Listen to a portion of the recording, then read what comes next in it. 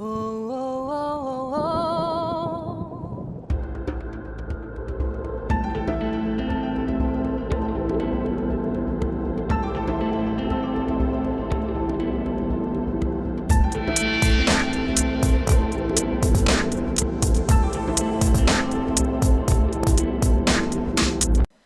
Bonjour à tous, bienvenue dans cette vidéo qui va s'intéresser à un événement très particulier de l'histoire de l'humanité, le premier meurtre de notre histoire. Caïn qui tue son frère Abel. Je le rappelle, cette vidéo se rapporte à l'article que vous pouvez aller lire sur mon blog Caïn et Abel, le blog Vérité et Délivrance. Vous avez l'adresse sur la photo. Caïn, le premier meurtrier de l'histoire de l'humanité. Abel, sa victime, c'est son frère. La première partie du chapitre 4, c'est là où on retrouve cette histoire, nous montre déjà une humanité qui est divisée en deux camps. D'un côté les justes, symbolisés par Abel, et de l'autre ceux qui ont décidé de renier Dieu, symbolisés par Caïn. Ce texte biblique comporte un enseignement très important pour notre salut, et c'est pour ça qu'il faut revenir dessus et l'expliquer pour bien qu'on comprenne ce qu'il s'est passé. Parce que beaucoup pensent que le jugement de Dieu n'est pas juste envers Caïn. Ça, je l'ai déjà entendu. Et beaucoup ne savent pas qui est Caïn, ni qui est Abel. Donc il faut qu'on aille regarder ça de plus près. C'est pour ça qu'on va plonger dans le texte. Et à travers l'histoire de Caïn et Abel, Dieu nous parle. Dieu nous montre déjà le chemin du salut. Et nous, ce qui nous intéresse, c'est l'enseignement que Dieu nous donne, qui nous donne à travers ces premiers êtres humains, ces premiers hommes, Caïn et Abel, les deux fils d'Adam et Ève. Adam et Ève. Donc vous voyez, on est vraiment très proche de l'histoire de l'humanité. Ça vient de commencer. Et nous sommes à la sortie du jardin d'Éden, après le péché originel. Donc Adam et Ève se sont établis en dehors du jardin, sur Éden. On rappelle que Éden, le jardin d'Éden se trouve dans Éden. Éden, c'est la terre. Donc ils sont là et ils ont deux fils, Caïn et Abel. Caïn va tuer Abel. Pourquoi? Qu'est-ce qui s'est passé? Qui est Caïn? Qui est Abel? Pourquoi Dieu n'agrée-t-il pas Caïn? Pourquoi il lui préfère Abel? Tout ça, on va aller le regarder en détail. Et pour cela, on va lire le chapitre 4 de la Genèse, les premiers versets, les versets 1 à 16. Et j'ai choisi la traduction de la Bible de Jérusalem. Je le précise, toujours les traductions. Alors, je reviens, voilà. Je précise toujours la traduction pour bien qu'on sache ce qu'on lit.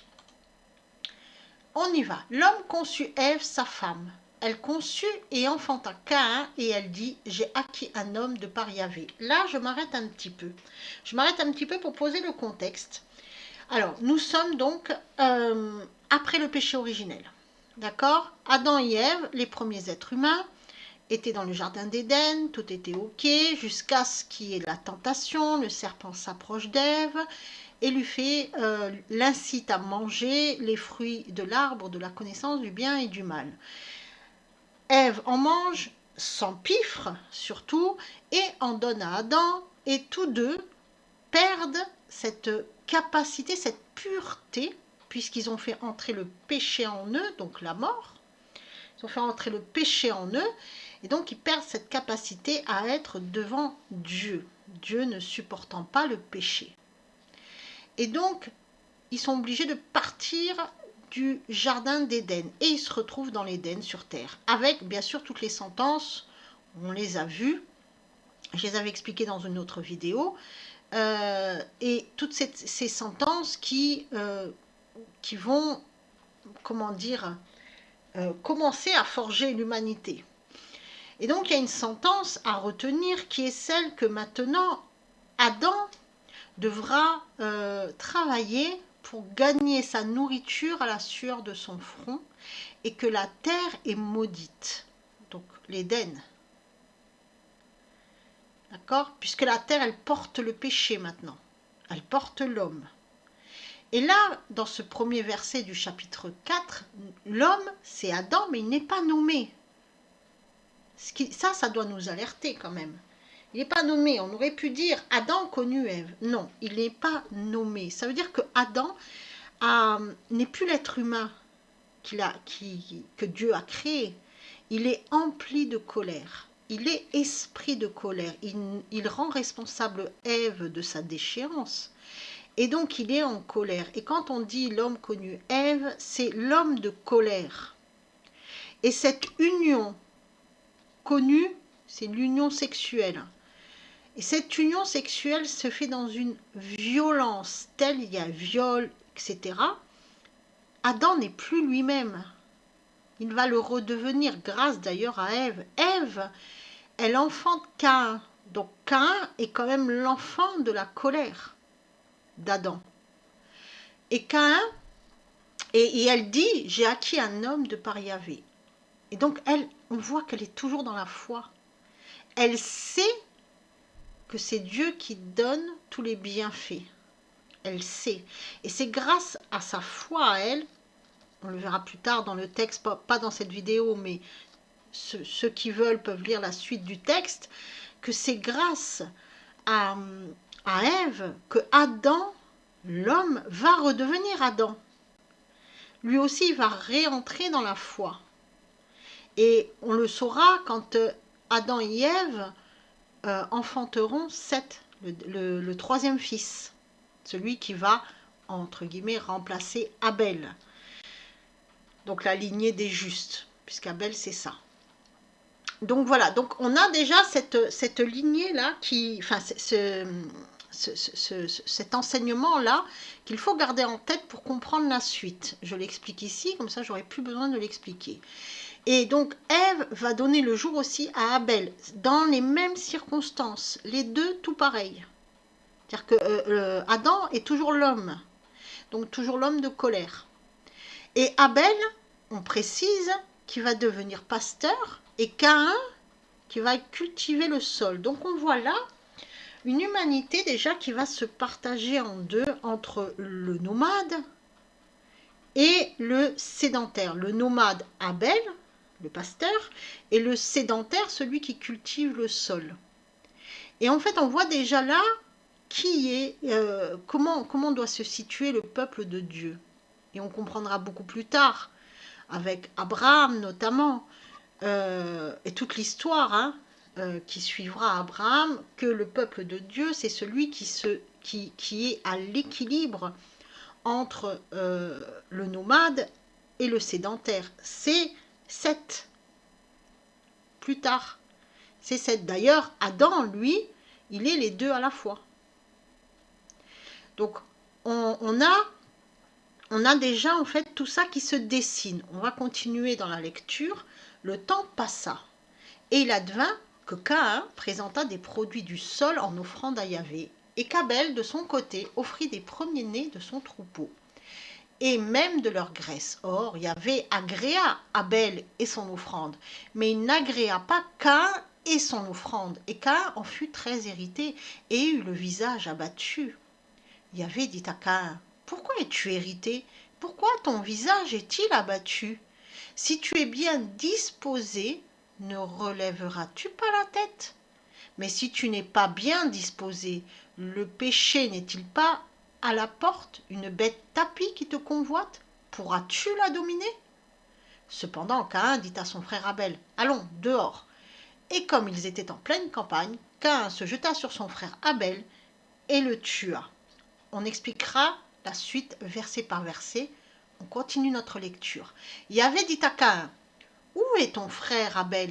Il répondit, « Je ne sais pas. Suis-je le gardien de mon frère ?» Yahvé reprit, « Qu'as-tu fait ?» Écoute le sang de ton frère crier vers moi du sol. Maintenant, sois maudit et chassé du sol fertile qui a ouvert la bouche pour recevoir de ta main le sang de ton frère. Si tu cultives le sol, il ne te donnera plus son produit.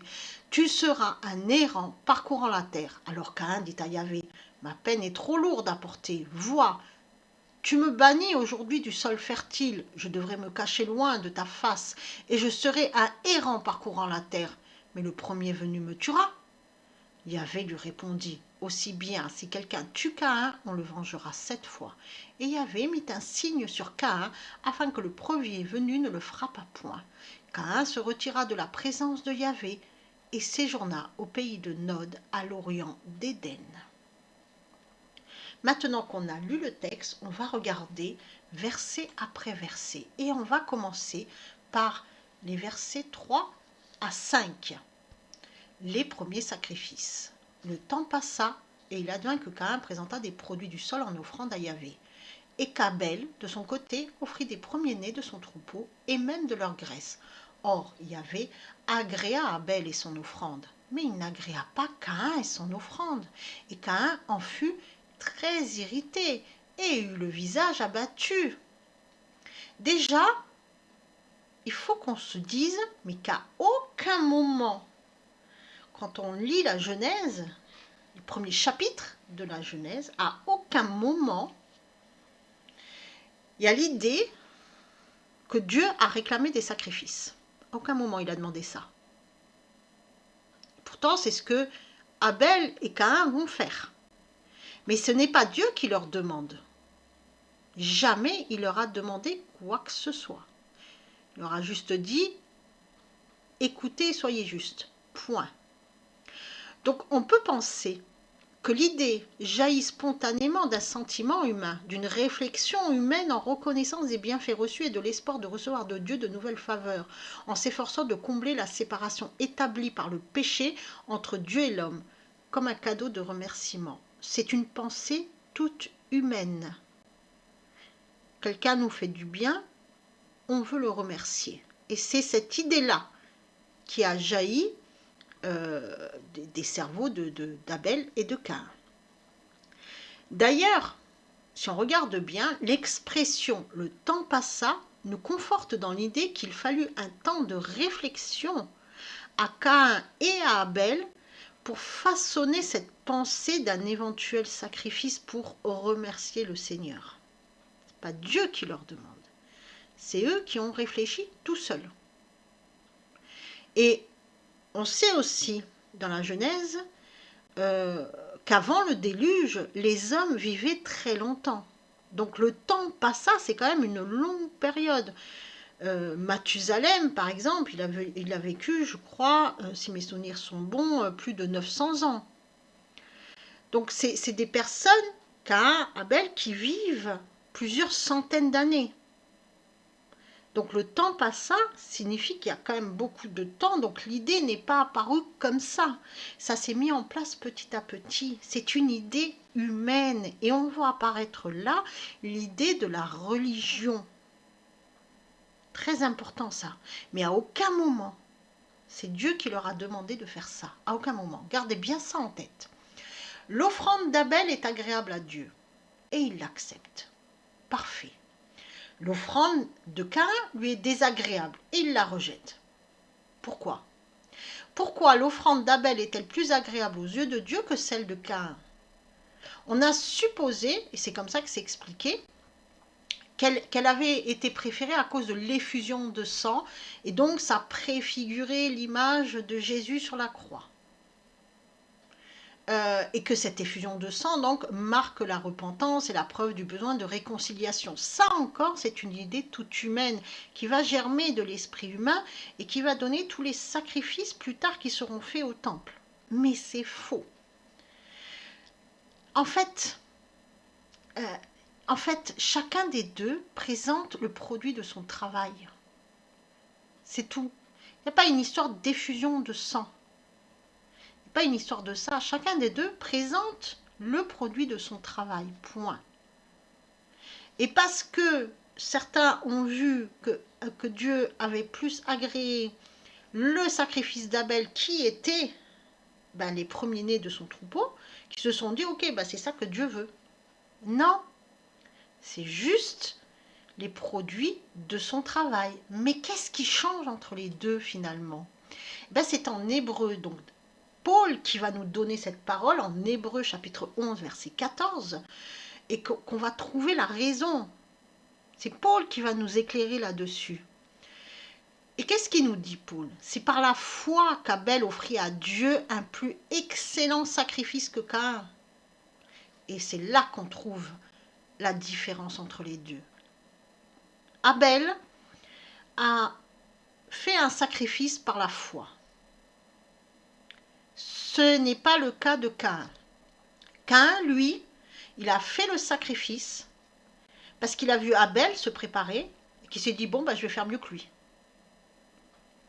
Et donc, c'est là que se trouve la différence. Et c'est là que se reproduit perpétuellement entre les actes de culte dictés par la reconnaissance et qui sont l'expression du don de soi-même. C'est ça en fait, c'est un sacrifice de foi. Quand on a la foi, on brise le vieil homme qui est à l'intérieur de nous, c'est-à-dire l'ego. Et ça, ce ne fut pas le cas de Caïn, qui lui a voulu pas remercier Dieu, mais a voulu être plus aimé de Dieu que son frère Abel. Et donc déjà là, sa pensée n'était pas juste. Il voulait se placer au-dessus d'Abel, il était l'aîné, il voulait se placer. Et donc là, on se dit, ok, donc c'est pour ça en fait que Dieu préféra Abel, parce que quand Abel il donna son sacrifice, c'était avec un cœur pur, que celui de Caïn, qui lui avait une arrière-pensée derrière sa tête, en se disant, je vais offrir mieux que mon frère, je vais faire mieux moi, parce que moi, je sais mieux faire. On voit déjà là poindre quoi? L'ego. L'ego. Et Caïn, lui, quand il a vu qu'il y avait, il n'a pas compris en fait, ou il l'a compris, mais il n'a pas voulu, surtout, là il a dû le comprendre, mais il n'a pas voulu le comprendre. Et en fait, quand il a vu que le Seigneur a préféré l'offrande d'Abel plutôt que son offrande à lui, qui lui-même a jugé qu'elle était meilleure que celle de son frère, là il s'irrita. Il s'irrita.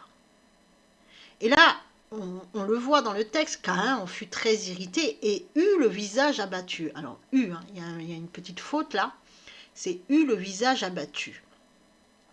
Pourquoi?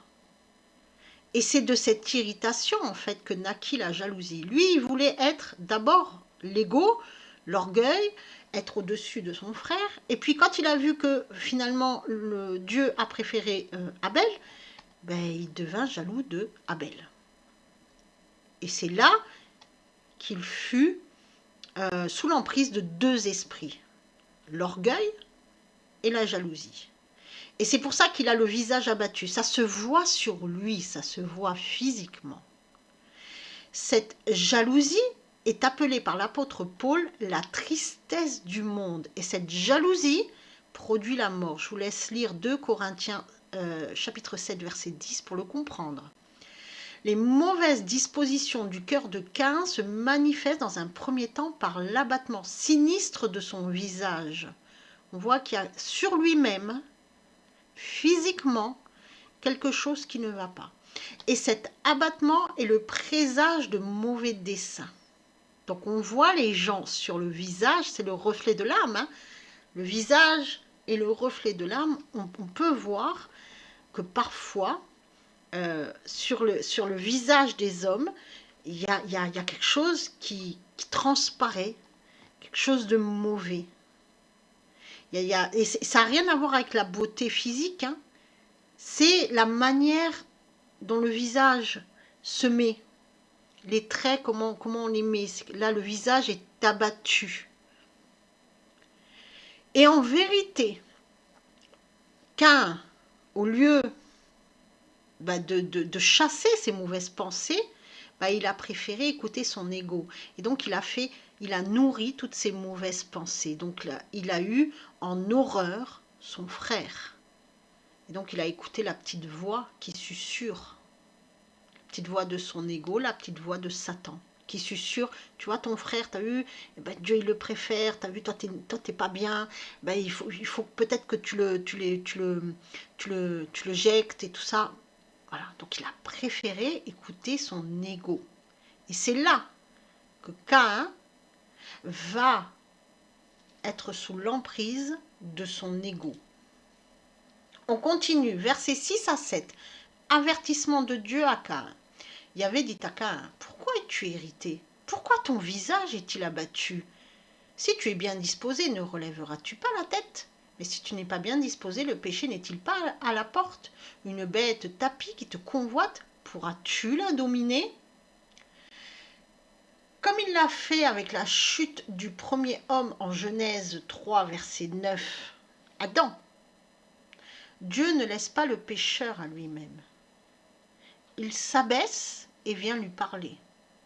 Il s'abaisse et vient lui parler pour le rendre conscient de sa faute et l'empêcher de se plonger plus en avant dans le mal. Et c'est ce qu'il dit à Caïn. Il lui pose la question, pourquoi tu es irrité? Pourquoi? Relève la tête. Et si tu es bien disposé, ben ne nourris pas la bête qui est tapie à l'intérieur de toi. Allez, ne te laisse pas avoir par cette bête-là. Elle est en train de te dominer, ne te laisse pas dominer. Et c'est pour ça qu'il lui pose la question, pourquoi es-tu irrité? En fait, il veut amener Caïn à réfléchir et à sortir de cette domination. Mais qu'est-ce qui va se passer finalement? Avant ça, arrêtons-nous un instant. Caïn a péché tout seul, d'accord? C'est lui-même qui, dans son ego, a voulu déjà se placer au-dessus de son frère, donc être meilleur que son frère aux yeux de Dieu, au lieu de dire on est tous les deux pareils. Et donc ça, c'est quelque chose, c'est un sentiment d'orgueil qu'il a nourri tout seul. Sentiment d'orgueil, il vient de l'ego. L'ego, on le rappelle, c'est le fragment de Satan, héritage du péché originel. Donc celui qui écoute son ego, celui qui veut se placer au-dessus des autres, ben celui-là, en fait, il commence à être sous emprise de l'ego. Satan, il susurre à l'oreille. Mais on a le moyen de lui dire non. C'est notre choix personnel. Le fait qu'on se laisse faire, qu'on écoute l'ego et qu'on écoute la voix de Satan, c'est notre choix. Et donc, au départ, si on réfléchit bien, c'est pas Satan qui a incité Caïn à donner les fruits de sa récolte en offrande à Dieu. C'est lui-même qui a réfléchi. C'est lui-même qui a fait naître cette idée d'offrande. Et c'est Caïn seul qui voulait mieux paraître que son frère Abel aux yeux de Dieu. Ce n'est pas Satan qui lui fait avoir ce visage renfrogné, qui lui intime la jalousie, c'est son ego. Caïn a laissé son ego dominer son esprit. Ces sentiments ouvrent une brèche dans laquelle Satan peut alors se faufiler pour exciter encore plus les mauvais sentiments. En fait, ce passage nous montre que l'homme est responsable de ses fautes et que c'est à cause de ses propres mauvais sentiments qu'il attire à lui le malin. Celui qui est juste, le malin n'est pas attiré par lui. Il va le détruire, il le voit, il n'aime pas la lumière et il veut le détruire. Mais il n'a aucune prise sur lui. Il faut d'abord créer des brèches où le malin peut se faufiler. Donc Satan n'est pas responsable de notre état. Il a susurré à Ève, Ève a consenti, c'est son choix. Et c'est pour ça que c'est un ennemi qui est déjà vaincu. Mais peu le savent. Peu le savent. En fait, Satan, il ne fait qu'exciter les mauvais sentiments que nous-mêmes, on met déjà en place. Parce que pour les exciter, il faut déjà que ces mauvais sentiments soient là. Il faut déjà qu'ils soient dans nos cœurs. Il faut déjà qu'ils soient pensés par nous et donc déjà matérialisés dans notre esprit. Et donc, il faut que Satan les trouve en nous. En fait, Satan ne fait que nous susurrer des choses qui plaisent à l'ego. Et nous, on laisse l'ego prendre le contrôle de notre esprit. Vous voyez toute la différence? Et donc Dieu, on revient là-dessus sur notre texte, Dieu s'adresse à Caïn et veut lui signifier que rien n'est encore perdu, mais que s'il s'entête dans cette voie, avec la bête tapie qui te convoite, ben, il va devenir esclave du démon, esclave de son ego. Dieu lui fait comprendre que son relèvement ne dépend que de lui, c'est à lui de prendre la décision, c'est à Caïn. Et Dieu demande à Caïn de s'animer de bons sentiments. Ainsi comme Abel, il sera lui aussi reçu. En fait, il demande à Caïn de briser les mauvais sentiments qu'il a lui-même fait naître dans son esprit. Et donc, à la jalousie de Caïn, Dieu oppose son impartialité. Mais s'il continue à être animé par de mauvais sentiments, alors le démon pourra l'atteindre. Et Dieu veut que Caïn se rende compte de son péché et il l'incite au repentir. Le péché est décrit comme une bête tapie qui guette sa proie. Ainsi, le péché attend une circonstance favorable pour s'emparer de celui qui entretient un mauvais sentiment dans son cœur pour lui faire commettre l'acte qui achèvera sa perte. Caïn doit veiller à sa porte, afin de ne pas laisser entrer l'ennemi. Le seul moyen pour y parvenir est de renoncer à sa jalousie et à son irritation.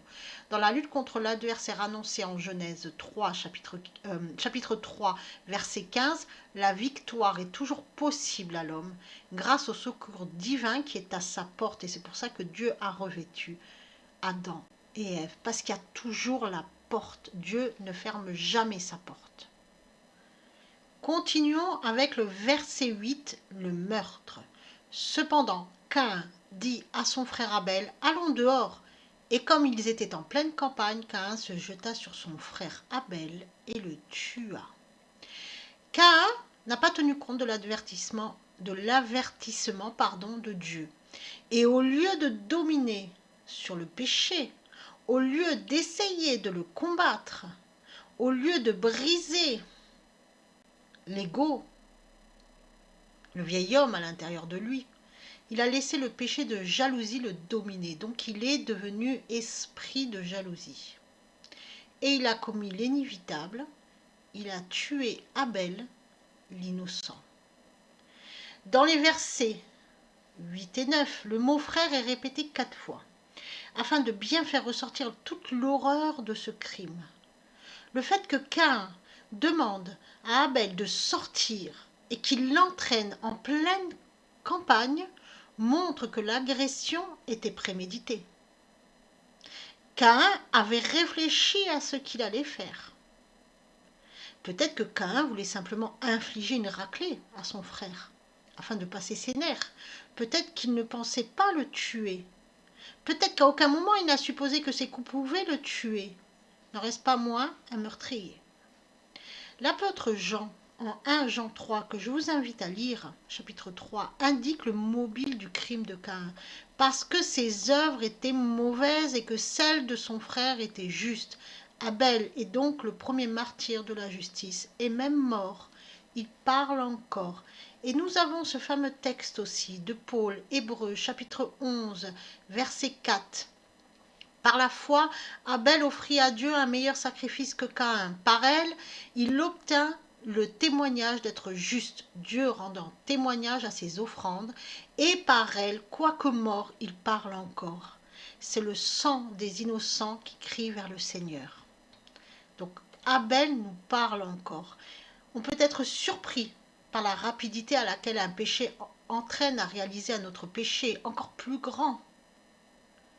Caïn se souvient, il a voulu se placer au-dessus d'Abel. Il a voulu être mieux qu'Abel aux yeux de Dieu. Orgueil. Puis après, il a fomenté la jalousie. Et il est passé à l'acte. Donc il y a eu des stades. Mais ça s'est fait très rapidement. Et c'est exactement comme ça que ça se passe. Petit à petit, en fait, on laisse rentrer, on ouvre des portes.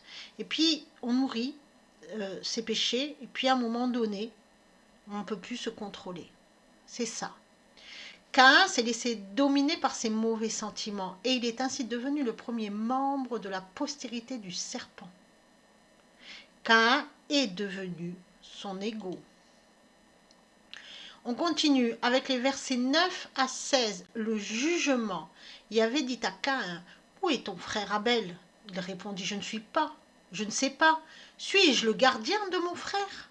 Yahvé reprit, « Qu'as-tu fait ? Écoute le sang de ton frère crier vers moi du sol. Maintenant sois maudit et chassé du sol fertile qui a ouvert la bouche pour recevoir de ta main le sang de ton frère. Si tu cultives le sol, il ne te donnera plus son produit.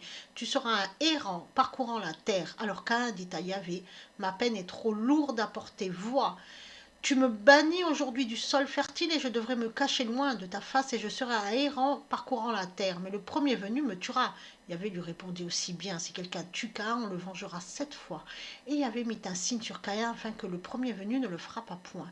Caïn se retira de la présence de Yahvé et séjourna au pays de Nod, à l'orient d'Éden. De même qu'après la chute d'Adam et Ève, Dieu interroge Caïn sur son crime et attend une confession, la repentance. Adam, interrogé après son péché, avait avoué en tremblant et avait cherché à s'excuser. Mais Caïn, lui, il va adopter une attitude très différente de son père. Il va mentir. Il va mentir effrontément. Donc à son crime, il ajoute encore ce péché du mensonge. Et il se permet même l'audace de braver Dieu en ajoutant cette parole ironique, « Suis-je le gardien de mon frère ?» Dieu aurait pu lui répondre par l'affirmative, car tout homme est le gardien de son prochain. Mais devant l'attitude de Caïn, qui refuse d'atténuer son crime en l'avouant, et là on le voit bien, qu'il l'augmente encore plus en mentant et en se plaçant au-dessus de Dieu, alors Dieu va prononcer sa sentence contre lui. Arrêtons-nous sur cette parole de Caïn, « suis-je » c'est « je suis ». On sait que dans la parole de Dieu, Yahvé, c'est « je suis qui je suis ». Et c'est d'ailleurs comme ça qu'il se présente, c'est Yahvé, je suis, il est. Il est. Et là, Caïn reprend ça.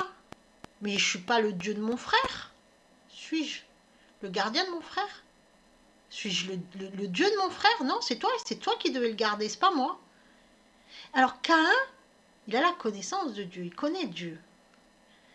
Et il prononce, quand il dit « je suis », c'est pas au hasard qu'il prononce cette parole. Il signifie clairement à Dieu qu'il n'est pas le Dieu de son frère. Et donc qu'il n'est pas le gardien de son frère. Caïn est arrogant, orgueilleux. Et implicitement, en disant ça, il rend responsable Dieu de la mort de son frère. C'était à Dieu de le surveiller. Donc c'était à Dieu de l'empêcher, à lui, Caïn, de tuer son frère. Mais il n'a rien fait. Donc il dit clairement à Dieu, tu es responsable. Caïn ose accuser Dieu de la mort de son frère. Et c'est ça qui va lui permettre de ne pas reconnaître son crime. C'est cette attitude-là, cette façon-là de penser. Cette victimisation. Parce qu'il dit clairement à Dieu, mais je suis victime, moi. C'est toi qui ne m'as pas empêché. Pourquoi tu ne m'as pas empêché de le faire? Et regarde maintenant, moi je suis victime. La victimisation. Très répandu de nos jours, ça. Et ce glissement par inversion de la vérité, ça c'est tout l'œuvre de l'ego. Quand on voit ça, on peut se dire, cette personne-là, elle est sous emprise de son ego, elle préfère écouter l'ego. La question, qu'as-tu fait, n'attend aucune réponse de la part de Caïn. Dieu sait ce qu'il a fait. Et Dieu la prononce dans le but de faire rentrer en lui-même le coupable endurci. Il lui pose la question, où est ton frère Abel? Pour que Caïn puisse encore une fois se repentir. Mais ça n'arrive pas. Et Dieu lui dit clairement après qu'il entend le sang d'Abel crier vers lui. Dieu était au courant. Dieu savait, Dieu sait tout. Et Dieu, il sait ce que Caïn a fait, mais il voulait que ce dernier le confesse de lui-même, et non pas qu'il se victimise et qu'il rend responsable Dieu de son acte. Et en réalité, si on se met dans la tête d'Abel, dans sa manière de penser, qu'est-ce que Abel s'est dit? Abel a entraîné son frère dans la campagne. Donc personne n'a assisté au meurtre. Et donc Abel, qu'est-ce qu'il s'est dit, Caïn, qu'est-ce qu'il s'est dit naturellement? Il s'est dit, bah, je peux cacher ce que j'ai fait puisque personne m'a vu que je l'ai fait. Oui, sauf que Dieu voit tout. Dieu voit tout. Et un jour, Dieu vient et il faut rendre des comptes. Et oui, l'humain, lui, ne voit pas, mais Dieu, lui, voit tout. Et pire, parce que quand Caïn comprend que Dieu sait, alors il va oser accuser Dieu de ne pas l'avoir arrêté. C'est lunaire, en fait, quand on voit ça comme ça. C'est vrai que quand on lit le texte, on ne voit pas toutes ces nuances-là. Là, quand je vous l'explique, c'est lunaire quand même. Et c'est l'attitude de beaucoup. L'attitude de Caïn, beaucoup ont cette attitude-là. Et en fait, cette attitude montre que Caïn, il ne connaît pas Dieu. Il ne connaît pas la nature de Dieu qui est amour. Encore une fois, son péché provient de sa méconnaissance du Seigneur. C'est pour ça qu'il est très important de connaître Dieu, de connaître sa parole. Dieu prononce sa sentence. Dans un premier temps, il va maudire Caïn. Ainsi, alors, quand on dit maudire, parce que beaucoup, oui, Dieu il est amour, formidable, mais non, Dieu, oui, sauf que Dieu ne supporte pas les pécheurs. Alors il laisse des portes ouvertes pour qu'on puisse se repentir. Mais si on s'entête, ben oui, là, à ce moment-là, on ne peut plus être en présence de Dieu. C'est notre choix. Ce qu'a fait Caïn d'ailleurs. Donc, il maudit Caïn. Ainsi, ce n'est plus seulement la terre qui est maudite à cause de l'homme, mais c'est Caïn lui-même, c'est l'homme, la personne même qui est maudit. Puis Dieu aggrave la malédiction divine, donc Dieu aggrave la malédiction divine adressée à Adam en Genèse 3. Non seulement la terre est maudite, mais elle ne sera plus fertile. Donc Caïn, au départ, Adam il avait dit la terre est maudite. Maintenant, non seulement elle est maudite, et elle n'est plus fertile. Caïn devient errant et fugitif sur la terre. Donc de sédentaire qu'il était, il passe à être un errant sur la terre. Et en fait, ça signifie quoi? Qu'il va jouir du repos nulle part. Là où il va être, il ne sera jamais au repos. Et la terre ne va pas lui rendre le fruit de son travail. Et le trouble étant partout dans son cœur. Caïn n'est jamais tranquille. Caïn est toujours aux prises avec son ego. Toujours. Toujours aux prises avec son ego et avec tous les esprits qui sont autour. Orgueil, luxure, jalousie, etc. Spirituellement, on comprend que tout ce que Caïn va construire sera vain, inutile et éphémère, et que rien ne portera de bons fruits. Tout ce que Caïn va construire sera tourné vers la destruction. Et donc, en entendant cette sentence, Caïn est abattu. Ah, son audace qu'il a osé dire, mais je ne suis pas le Dieu de mon frère, c'est toi son Dieu, pourquoi tu ne m'as pas arrêté, a disparu.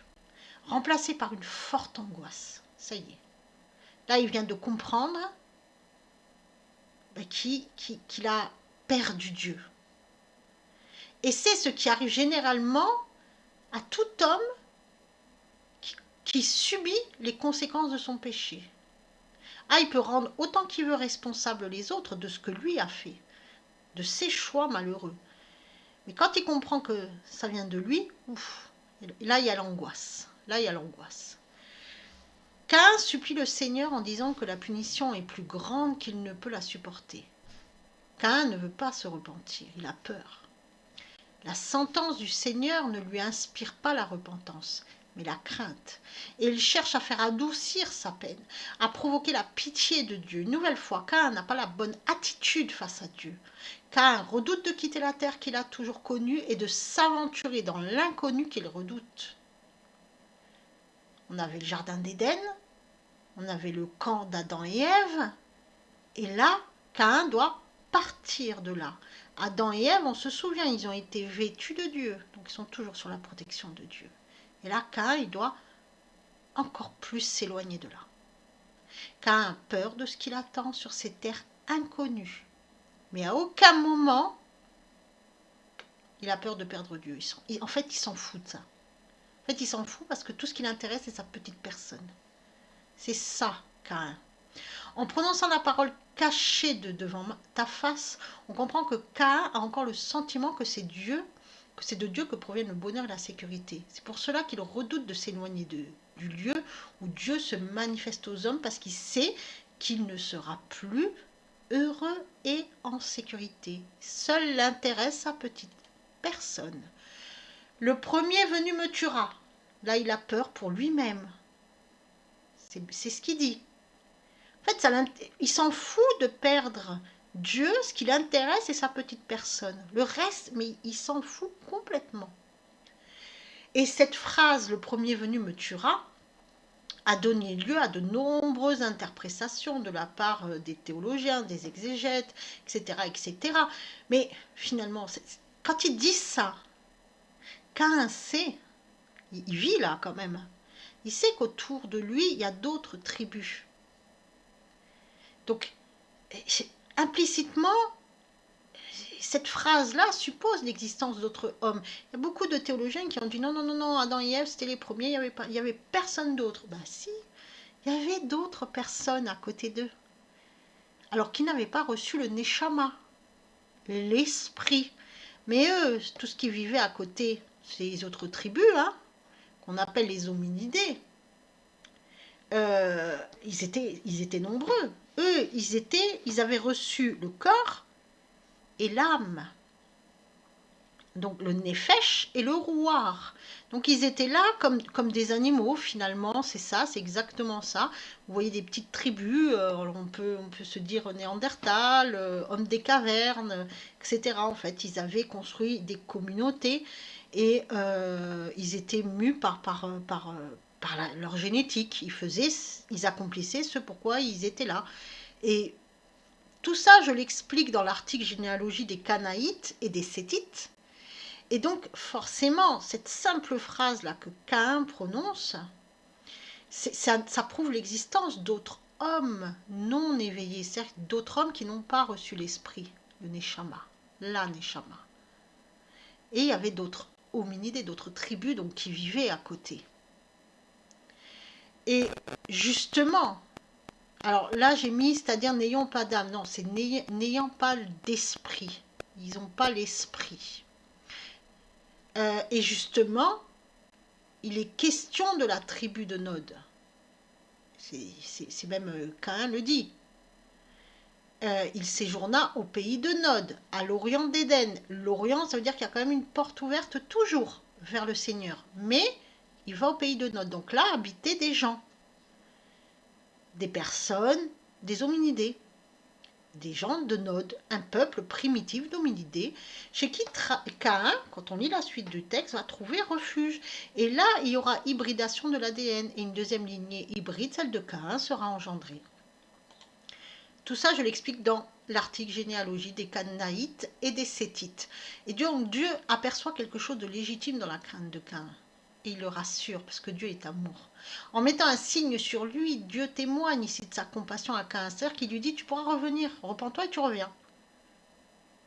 C'est la même manière qu'il a agi envers Adam et Ève. Repentez-vous, vous revenez. Et donc, on continue. Pourquoi Dieu dit-il que Caïn sera vengé 7 fois?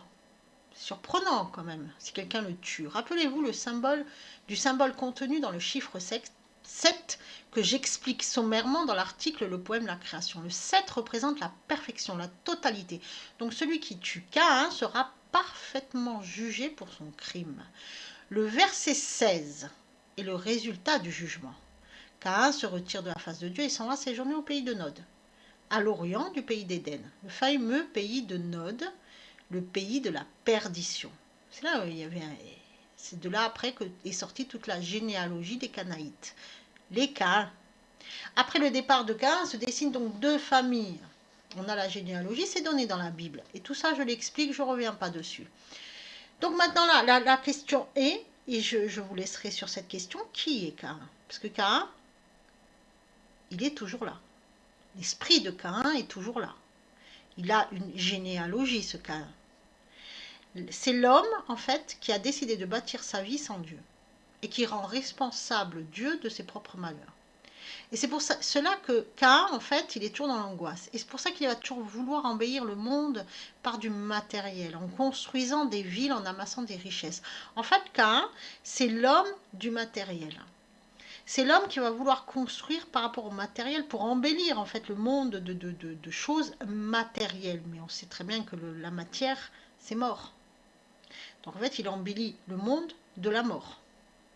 C'est l'homme qui a accepté en totalité le mensonge de Satan, que Satan a dit à Ève, tu deviendras comme un dieu.